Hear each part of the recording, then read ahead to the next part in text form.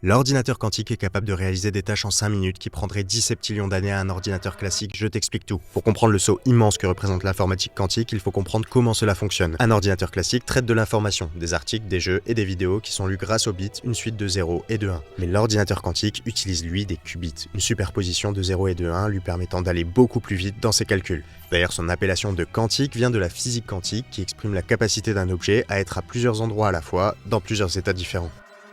L'impact d'une telle technologie est énorme. Pour la recherche scientifique, les ordinateurs quantiques permettraient de modéliser des millions de systèmes complexes en quelques minutes et de trouver des solutions à des problématiques majeures en chimie, en biologie et en physique. Si Google reste l'entreprise la plus avancée sur ce sujet avec son processeur Willow composé de 105 qubits, en France, 2 startups sont encore dans la course. Pascal et son ordinateur quantique à atome neutre et la startup Alice et Bob et son ordinateur quantique universel qui vient tout juste de lever 100 millions d'euros avec BPI France. La mission principale d'Alice et Bob est de réduire le taux d'erreur des calculs réalisés par l'ordinateur quantique qui est l'une des principales problématiques du secteur. En effet, ces machines font encore beaucoup d'erreurs. Mais si les chercheurs dans le domaine trouvent le moyen de faire émerger un ordinateur quantique universel, performant et juste, on entrerait dans un nouveau monde. On pourrait protéger les réseaux les moins sécurisés, ou alors craquer les informations les plus protégées.